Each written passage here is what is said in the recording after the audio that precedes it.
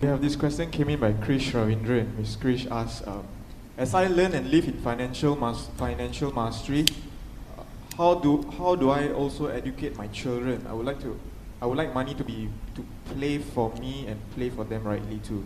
You see, in regards to children, don't even bring money in. Talk to them about doing what they need to do. You see, we all have to learn what we need to do. We have a right, like you have to breathe. You stop breathing, you die. Simple. You have to eat. You stop eating, you die. We have to look after our responsibility, and they should be given no excuse to escape this. I have to do this. Not as a have to, as a right for life. If we teach our children, you have to do what you have to do. You have to be responsible. You have to learn to be self-responsible. This child will grow up with right view over money. If we teach them having money can escape, it's like sometimes we teach our child, study hard so in the future you can enjoy life. That's a lie. That's a lie. So future you can enjoy. No, that is never happened. It is a lie statement we are giving to our children. Teach our children to be responsible human beings who learn to take care of themselves. We give them 15 to 20 years to learn that.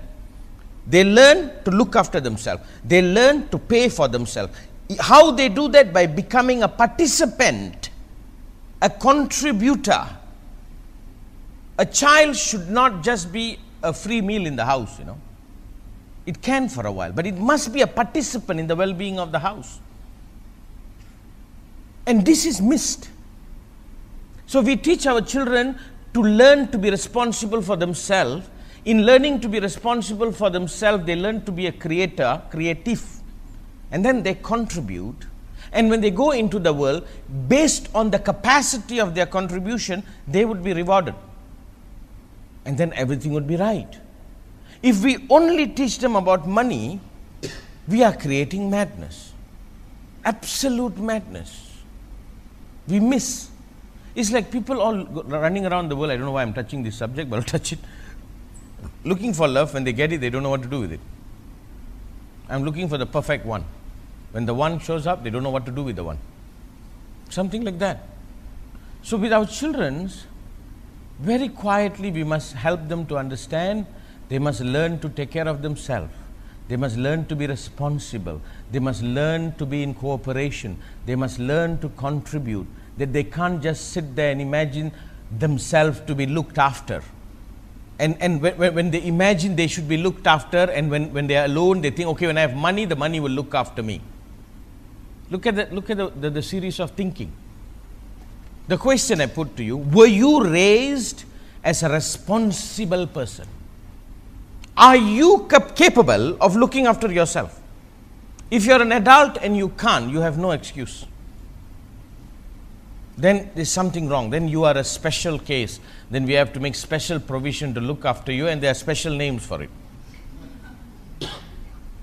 Are you capable? You got to understand, you have never, most people that I've met have never even thought about this word. All they want is to be money and be somebody, so they can rest. They don't bring their attention, am I responsible? Am I creative? Can I do good work? Can I partnership with another and produce something? Am I a creator? That's the word. Like we get together, are we producing something? Or am I just running around because I couldn't find somebody to look after me? I look for a lot of money, the money will look after me. So I can remain juvenile and irresponsible. This is why we praise people when they're on holiday. We praise people when they have nothing to do. When somebody say, oh, my father left me 20 million, I got nothing to do, we say, lucky you. No. I mean, lucky him in some sense. But come on. He's not even paying for himself. He's not even a full-grown person. A full-grown person is capable of looking after himself. That is the first graduation. First thing. In the animal kingdom, when a baby is born or a cub is born, there is a grace period until the animal learns to feed for himself, fends for himself. It becomes responsible. It can take care of itself for its own survival. In humanity, we miss that. Most often we are abusing somebody else to look after ourselves. Like we want the government to look after ourselves. No, sir, we have to look after the government. Don't make it your parent. It is just a governing body. We contribute to it. It works for us. It is not there to look after us. Maybe it's there to look after the general interest, but don't make it personal.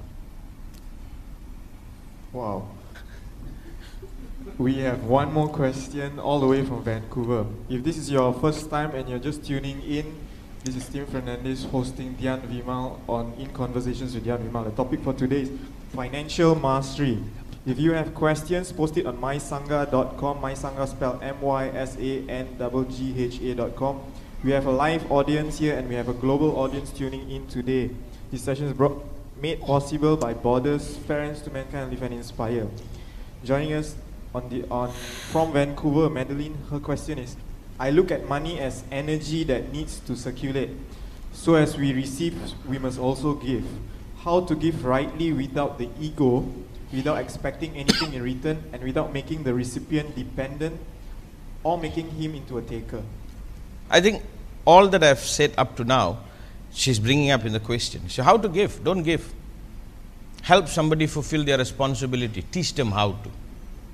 And when they can do that responsibility, maybe they can play a bigger responsibility role. Money should go. If money is gone to feed somebody's incapability or somebody's irresponsibility, that money should never be given.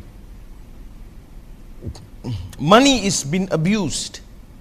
There are things you need to do for yourself. If you are alive, you are eating, you are taking space, there are things you are consuming, you have to be responsible. It is an energy, exactly like what she says. It's like this. For us to go on breathing, we need food, that's our energy. We need air. We need so many things to go on alive, energy. Yes, money is the same energy to fulfill first your personal responsibility, next is your adopted responsibility or the responsibility that has been bestowed upon you. Giving money for something somebody else have to do is something we have to avoid. But if she wants to give money for people to learn how to be responsible. Give money to the poor women in Pakistan, in Bangladesh. Buy them a cow. Give them a piece of land in which they learn to take care of themselves. Money given for people to escape their responsibility is a crime. This whole world, in many sense, are worshipping people who have escaped responsibility. That has to be abolished. We must learn to take pride of people who are producers or creators, people who can look after ourselves. We must take pride. Not people who know how to steal money or how to cheat money out of people or find shortcut in that card. This is wrong. Like a lot of people have to earn the right to be loved. People find shortcut, cheat their way to be loved. This should not be allowed. This should be looked upon as a sin. So, like for Madeline, she understands many basic things in this. If you need to give money to help somebody to learn to take care of themselves. Because there is no greater pride, no greater honor when one can look after himself. And when one, in his own ability, look after his family's well-being. You see, there's two types of people in this world. People who overwork, people who abuse the people who overwork. Simple as that. When money becomes the sign of my dignity of being able to take care of my responsibility, then we have got it right. If money becomes the ticket for me to escape my responsibility, we have got it wrong. So my idea is we must help enough people, we must create enough dignity in working, in producing, in being creative, in being cooperative, in being contributors. In that we earn the right to fulfill our responsibility, and money is the means of that transaction. We have got a saint world.